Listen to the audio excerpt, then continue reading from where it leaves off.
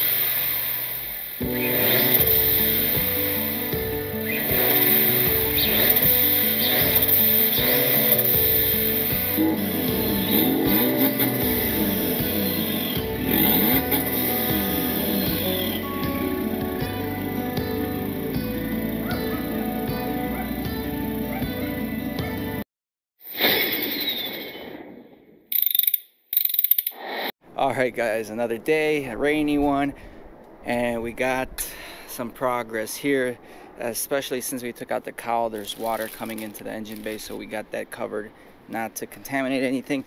We finally took that bolt off, the crank hub bolt. It was a nightmare, guys. This bolt is a pain in the butt.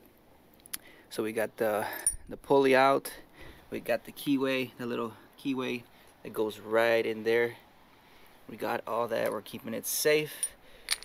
How did I try to get it off? 19 mil Harbor Freight electric gun didn't work. We tried the Milwaukee. I'm pretty sure this is like top-notch gun with a 19, did not work. And then luckily my neighbor came through with some homemade tools. That he's a mobile mechanic, so he created a contraption and we were able to get it off. Also the Honda crank bolt or crank holder, you can rent that out in O'Reilly's for free, and that would be the alternative, but we were lucky and fortunate enough to have a way to get it off. So now, since that crank pulley is off, I am able to take the timing cover off right here. We're gonna pull that off, and then we're gonna maybe try to, today before I gotta go to work, we may try to take the timing chain and guides and tensioner off, and then we'll be able to take off the head the next day, or at least loosen it up, because again, for the most part, the wiring is disconnected, everything is disconnected as far as I know. Again, my first time ever going in depth to such extent on a vehicle, and again, because this is my daily driver, I'm struggling right now getting around to work and back, so everything has to be done 3 times the speed. I don't know how efficient I am, but I'm just trying my best. I'm trying to look online for write-ups, how-tos, torque specifications and whatnot, just so I can fix this, but fix it in a semi-decent way where the car runs and drives and is perfectly fine. Again, we've decided this is going to go probably back to naturally aspirated, just because we want to keep it simple and reliable, and I need a car, and then we can think of other plans, what to do later, as far as like, what am I going to do with a turbo kit, what am I going to do with this car.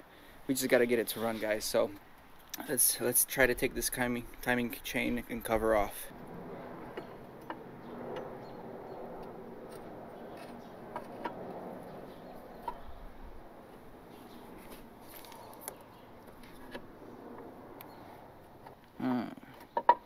I'm just curious, what's the best way to remove this cover?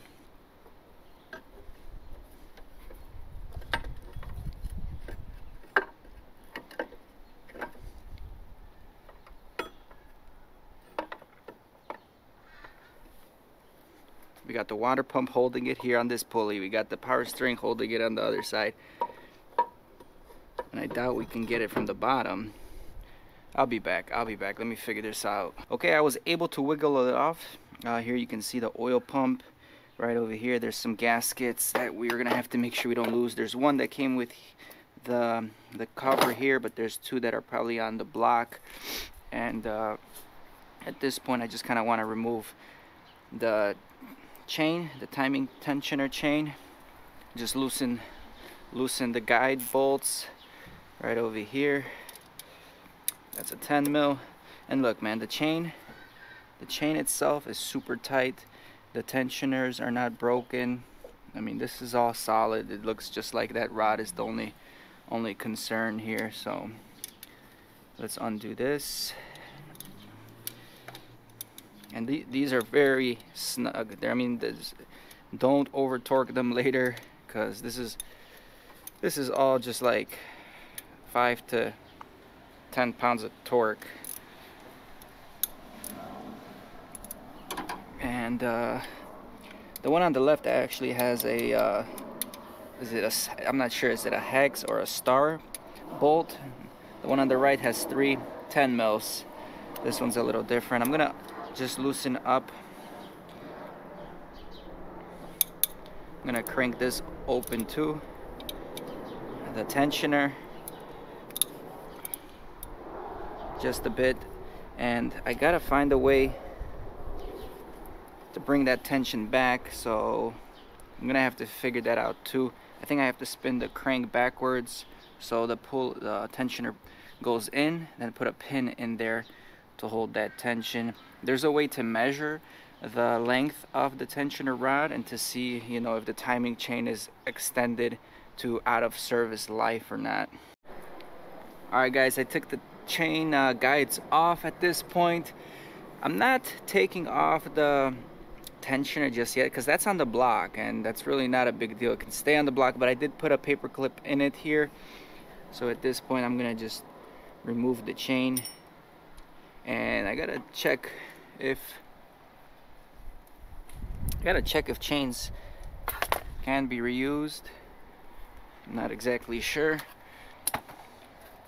I hope they will be able to be reused, because again, budget rebuild here. Everything was working before this. I don't suspect any damage. I don't suspect any damage to the chain. The most important thing is here, just keep this chain straight, don't let it bend. And that's all I can see. You see there's a link right here that's darker. That's one link that goes on the crankshaft, and the other link is right over here that's darker, and that goes on the crank pulley or cam gear.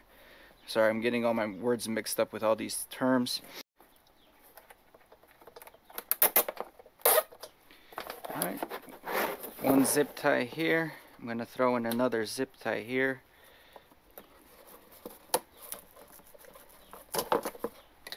Just so this doesn't move at all, doesn't bend.